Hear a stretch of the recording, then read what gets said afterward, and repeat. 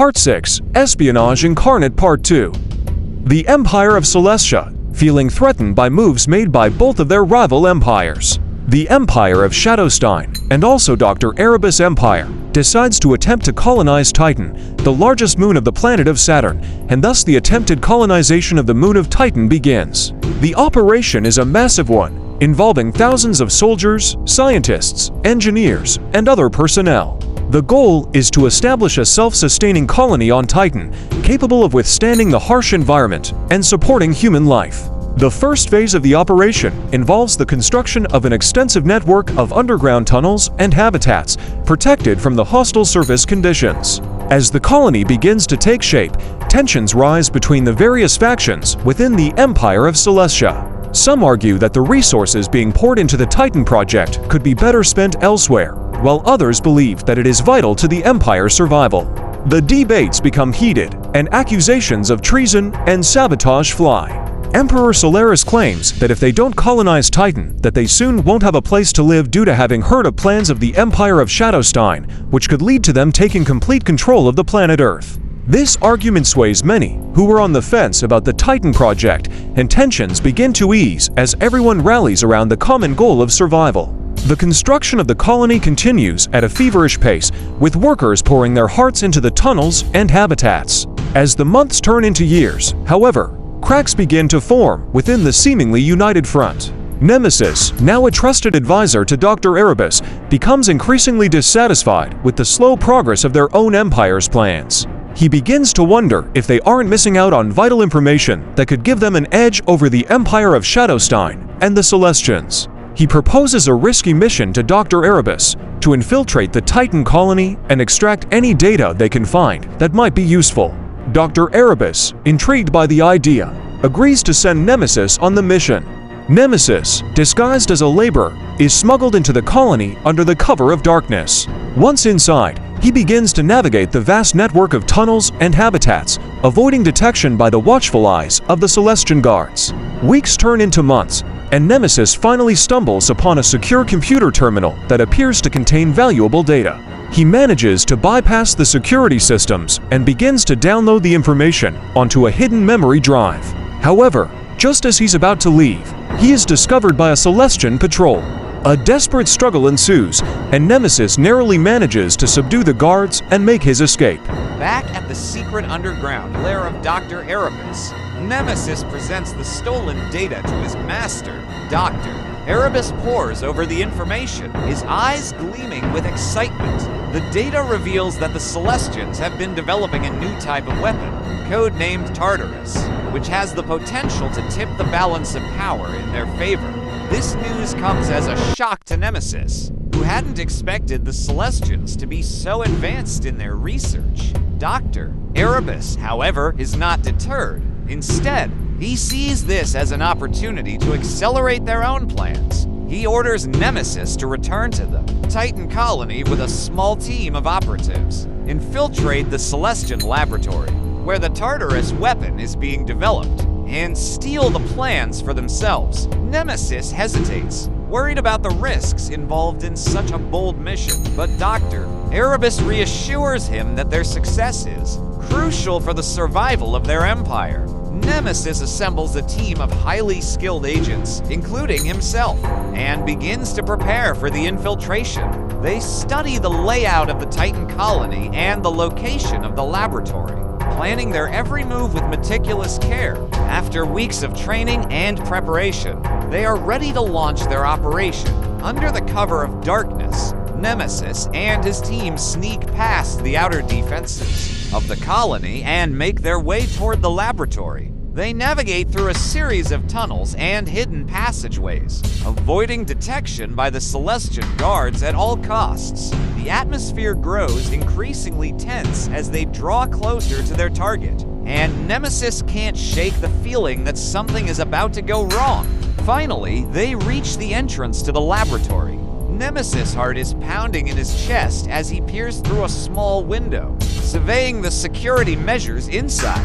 The laboratory appears to be heavily fortified, with state-of-the-art security systems and a team of highly trained Celestian scientists working around the clock to develop the Tartarus weapon. But when they go to steal it, they find the Emperor of Celestia, Emperor Solaris, there waiting for them, ready to finally show off his true power and combat prowess. The Emperor greets them with a sardonic smile. "Ah, Nemesis. I'd heard of your reputation. I'm impressed you made it this far, but I'm afraid your mission ends here." He raises his hand, and a blinding flash of light erupts from his fingertips, sending Nemesis and his team reeling back in pain. As they struggle to regain their bearings, the Emperor continues. "You see, Nemesis, I've been expecting you. Your master, Dr. Erebus, has grown too powerful and arrogant. It's time for someone to put an end to his meddling." Nemesis, still smarting from the Emperor's attack, growls, "You underestimate us, Emperor. We've come too far to turn back now." The Emperor chuckles, amused by Nemesis' bravado. "Very well, Nemesis. If that is your wish, then you shall have your battle." With a wave of his hand, the laboratory is transformed into a vast arena, devoid of any furniture or equipment. The walls seem to stretch on 4 miles in every direction. The Emperor steps back, motioning for Nemesis and his team to approach. "Very well, Nemesis. Lead your team to victory, or die trying." Nemesis nods grimly, his eyes never leaving the Emperor's. He turns to his team, who are all still reeling from the Emperor's attack. "All right, listen up. We can't afford to be caught off guard again. Stay sharp and focus on the Emperor. We'll take him down together." The Emperor of Celestia smirks. "Oh, Nemesis, you flatter me. But I assure you, your team will not be the ones to defeat me. It is you, and you alone, who shall fall this day." With that, the Emperor raises his hands, summoning a storm of celestial energy around him. Nemesis nods grimly, understanding the stakes. He turns to his team. "All right, listen up. We need to divide and conquer. Some of you focus on distracting the Emperor while the rest of us try to sneak in a few hits. And remember, our goal is not just to defeat him, but to capture him alive." The battle begins with a fury. The Emperor of Celestia's celestial energy storm rains down upon them, creating whirlwinds and lightning strikes that tear through the arena. Nemesis and his team dodge and weave, trying to find an opening to attack. As they fight, they begin to see the Emperor's true form, a massive, ethereal being of pure celestial energy, surrounded by an aura of power that deflects their attacks. Nemesis, sensing an opportunity, charges the Emperor, his sword glowing with dark energy. The Emperor, amused by the display, casually swats him aside with a wave of his hand. Nemesis rolls across the floor, tasting blood in his mouth. He spits it out and leaps to his feet, his eyes blazing with anger. He knows they can't rely on brute force alone. Meanwhile, another member of the team, a skilled illusionist named Phantom, begins to weave a web of deceptive images around the Emperor, making it appear as if enemies are attacking him from all sides. The Emperor growls, his focus shifting momentarily as he struggles to discern the real threat. This gives Nemesis second in command, a powerful sorceress named Solara. The opening she needs, Solara unleashes a blast of arcane energy at the Emperor, aiming for a weak spot she spotted earlier. The blast connects, and the Emperor stumbles back, his aura of power momentarily weakened. Seeing their opportunity, Nemesis and Phantom charge forward, while Solara continues to unleash a barrage of magical attacks. The battle becomes a chaotic dance of blades and sorcery, as Nemesis and his team desperately try to bring down the Emperor of Celestia. The Emperor, however, is no mere mortal, and soon regains his composure. With a wave of his hand, he sends Nemesis and Phantom flying through the air, crashing into the arena walls with bone-shattering force. Nemesis struggles to stand, blood pouring from his mouth and nose, but he refuses to give up. He looks over at Solara, who is now surrounded by the Emperor's energy storm, her body convulsing as she tries to shield herself from the onslaught. With a final burst of strength, Nemesis pushes himself to his feet and charges the Emperor once more. This time, he aims not for the Emperor's body, but for the glowing sword that hangs at his side. The blade hums with celestial energy as Nemesis closes in, but he doesn't flinch. With a savage he connects, severing the weapon from its master's grasp. Emperor Solaris then sends him flying with swing of his hand, and they realize that they simply can't win this battle, and decide to retreat to fight another day. Nemesis quickly gathers the remaining members of his team, Phantom and Silara, and they find a hidden tunnel leading out of the laboratory. They flee through the tunnels, evading Celestian guards and security systems. Nemesis keeps glancing over his shoulder, knowing that the Emperor is probably close behind. But Emperor Solaris has decided to let them live. After all, he is a noble and good man with honor, and is better than to attack already retreating opponents. As Nemesis and his team make their way through the tunnels, they can't help but wonder what the Emperor's true intentions are. Nemesis, still feeling the weight of the sword he has stolen, wonders if they can use it to their advantage. Phantom, the silent assassin, is already formulating plans on how to eliminate the Emperor and take control of the weapon. Silara, the empath, is conflicted. She can sense that the Emperor is not entirely evil, but she also knows that he is a threat to the people they are trying to protect. Meanwhile, the Empire of Celestia continues their colonization of the moon of Titan. In the heart of the colony, Emperor Solaris sits upon his throne, his sword, Seraphim, resting beside him. He muses over the recent events and wonders if Nemesis's actions are a sign of something greater. His thoughts are interrupted by the arrival of a messenger, bearing news of the infiltration and theft of classified information. The Emperor knows that he must act swiftly to maintain control.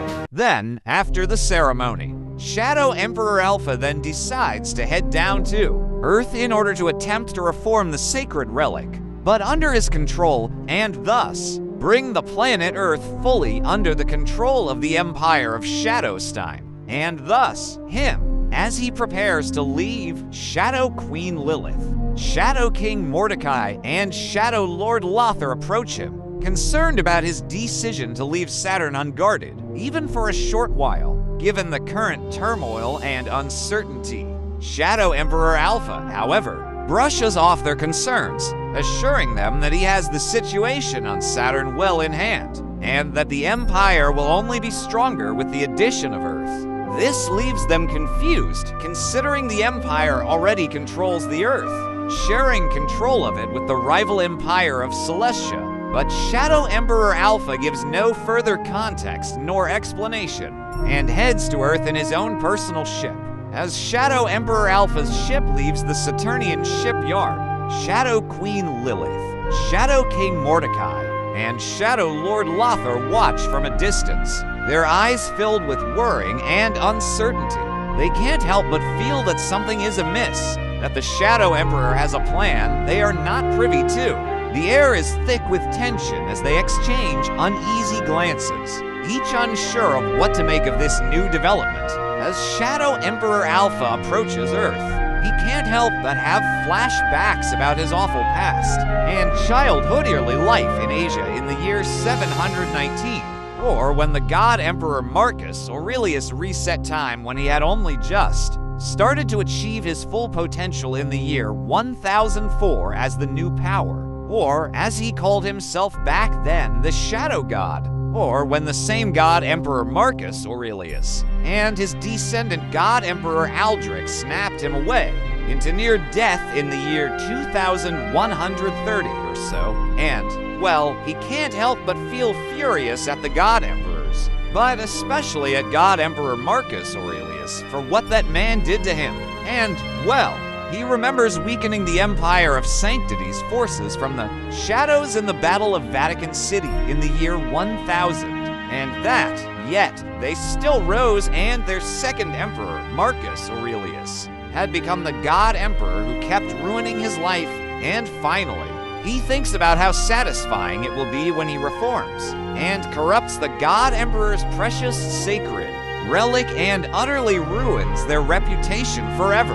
Then his ship finally arrives on Earth, and he can immediately sense where all of the sacred relic pieces and sacred artifacts are, and unleashes his tendrils of darkness across the entire planet and brings them all to them.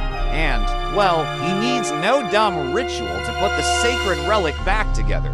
Then, well, he corrupts it, brings it completely under his control, and thus, the entire Earth, like those dumb god emperors did twice before, but now, it is under the control of someone who actually deserves it, himself, and now, the Empire of Shadowstein completely controls the Earth, and the Empire of Celestia now no longer controls even half of it. The Empire of Celestia then decides to attempt to construct the Celestial Fleet, and, if that succeeds, they will then attempt to retake the asteroid belt, and thus, the attempted construction of the Celestial Fleet begins. The Celestial Fleet would consist of several massive warships, each capable of housing a small colony, and housing tens of thousands of soldiers. The construction of these warships would take several days, and literal tons of resources. But the Empire of Celestia was determined to complete them. During this time, tensions between them and the Erebusian Empire continued to rise. Emperor Solaris knew that he could not afford to be complacent, and began to assemble a team of agents to infiltrate Erebium and gather more information on Dr. Erebus and his forces. The team was led by his most trusted advisor, Lord Argus, and included several skilled operatives, including the cyborg assassin known as Reaper, and the elementalist mage named Seraphim. Their mission was to gather intelligence on Erebium's defenses, locate any weaknesses they could exploit, and if possible, sabotage the force field generator or assassinate Dr. Erebus himself.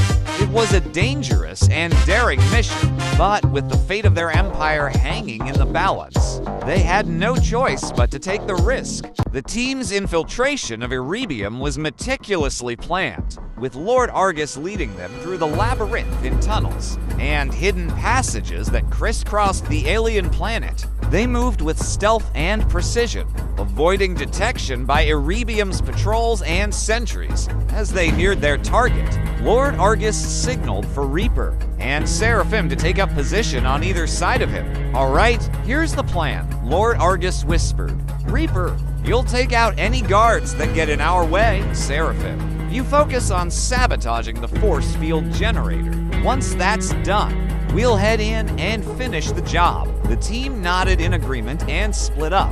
Reaper crept silently through the darkness, his knives at the ready. Seraphim followed, her movements graceful and deadly. They reached a large chamber where several guards stood watch over the force field generator. Reaper sprang into action, dispatching them quickly and efficiently. As the guards fell, Seraphim moved towards the generator. She expertly disconnected several key components and began to sabotage the machine. Lord Argus and Reaper remained in the shadows, watching her work. After several tense moments, the generator began to malfunction, sparks flying and energy crackling. The team waited for a moment, making sure the guards didn't return, before moving towards the control room where they knew Dr. Erebus would be waiting. They hurried through the corridors, the walls glowing with the power of the stolen technology. Finally, they reached the control room and burst in. Dr. Erebus looked up from his console in surprise. Well, if it isn't the Emperor's little lapdogs, he sneered. "I was expecting you." They weren't expecting him to seemingly have a form composed of pure solid celestial energy, and thusly, most of their plans for ways to kill him swiftly went out the window.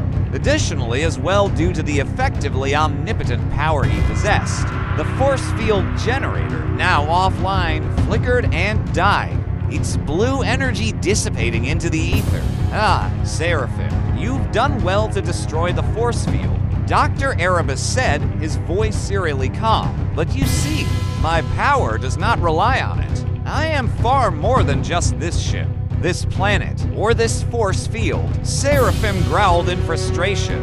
"Then, what do you mean to do? We can still stop you, Erebus. We have the Emperor's orders." Dr. Erebus smiled, his expression both chilling and serene. "Ah, the Emperor, such a fool. He thinks he can control me. He thinks he can use me to further his own pathetic ambitions, but he is wrong. He has always been wrong, and now it is time for him to learn the truth.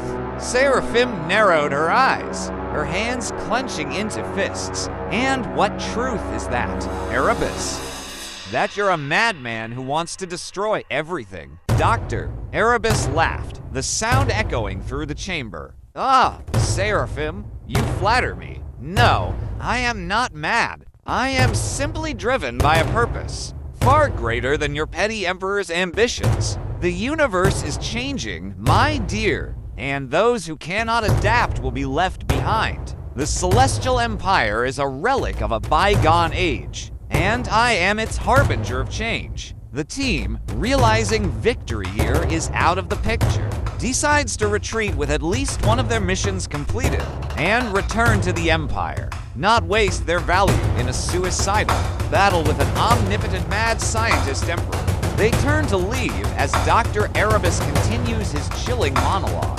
You will tell the Emperor this. My friends, I have no desire to destroy him. Quite the opposite. In fact, I wish for him to join me, to see the truth of what I am doing and embrace it. But if he refuses, if he insists on fighting me, then so be it, for I will show no mercy. I will burn his empire to the ground, and from the ashes, a new world will rise. Seraphim glances back at Dr. Erebus, her face contorted with anger and determination. We'll see about that, Erebus. The Celestial Empire will not be so easily undone. With that, they make their way back through the secret tunnels, their hearts heavy with the knowledge of what they've faced and the challenges that still lie ahead. Lord Argus and Reaper both also feel the exact same way as Seraphim does as they make their way through the secret tunnels, their hearts heavy with the knowledge of what they've faced and the challenges that still lie ahead. They can't help but feel a newfound respect for Dr. Erebus. He's not some power-hungry madman, but a man with a vision. A man who's tired of the old ways and wants to bring about change. And while they may not agree with his methods or his goals, they can't deny the fact that he's intelligent, resourceful, and capable of inspiring loyalty from his followers. They return back to Emperor Solaris, where the Celestial Fleet has been completed. The news of Iridium's force field generator being destroyed and Dr. Erebus' taunting words spread across the Empire, fueling fear and uncertainty amongst the citizens. Emperor Solaris holds a grand assembly to address the situation, and the three infiltrators take their places on the dais beside him. The tension in the air is thick as the Emperor begins to speak. Citizens of the Celestial Empire, we face a grave threat.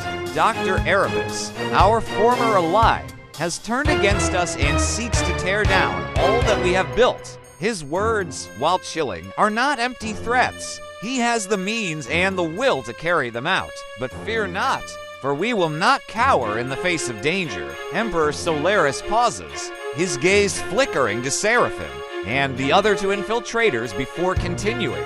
We have faced adversity before, and we have emerged stronger. We will do the same now. Our forces are ready, and the Celestial Fleet stands before us as a testament to our resilience and determination. We will not back down. We will not surrender.